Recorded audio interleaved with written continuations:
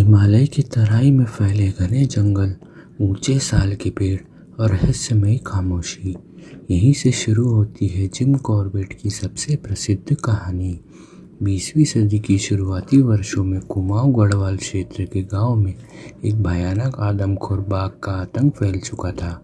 वह रात के अंधेरे में खेतों और पगडंडियों पर घूमता और अब तक सैकड़ों निर्दोष ग्रामीणों की जान ले चुका था। लोग अपने घरों से निकलने से डरते थे और जंगल उनके लिए मृत्यु का पर्याय बन गया था। ब्रिटिश भारत के प्रतिष्ठित शिकारी और प्राकृतिक जिम कॉर्बेट को जब इस आदमखोर को मारने का अनुरोध मिला तो उन्होंने इसे केवल शिकार नहीं बल्कि लोगों को भय से मुक्त कराने का मिशन माना। कॉर्बेट जानते थे कि हर आदमखोर का जन्म से क्रूर नहीं होता। अक्सर घायल दांत या टूटा पंजा उसे इंसानों पर हमला करने को मजबूर कर देता है। फिर भी इस बाघ को रोकना ज़रूरी था। कॉर्बेट गांव पहुंचे तो वहां का सन्नाटा उन्हें भीतर तक हिल गया। जली हुई मशालें, बंद दरवाजे और भयभीत आंखें, हर चेहरा मदद की गुहार लगा रहा था। उन्होंने बाघ के पंजों के निशान देखे, शिकार के तरीके को समझा और उसकी चाल का अनुमान लगाया। कई दिनों तक जंगल में भटकने के बाद एक रात चांदनी में उन्हें दूर झाड़ियों के पीछे हलचल दिखी।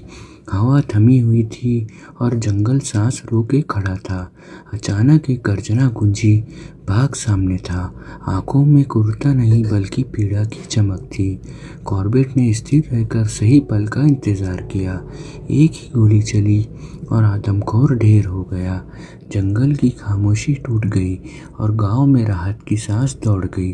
बाघ के शव की जांच में पता चला कि उसके दांत टूटे थे, जिसके वह हिरन या जंगली सुअर का शिकार नहीं कर पाता था। यही उसे इंसानी की ओर ले गया। इस घटना ने कॉर्बेट को भीतर तक बदल दिया। उन्होंने शिकार छोड़कर वन्य जीव संरक्षण का मार्ग अपनाया और जीवन भर जंगलों की रक्षा की वकालत की। यह कहानी केवल एक आदमखोर के अंत की नहीं बल्कि मानव और प्रकृति के बेसंतुलन की सीख है, जिसे जिम कॉर्बेट ने अपने साहस और करुणा से अमर बना दिया।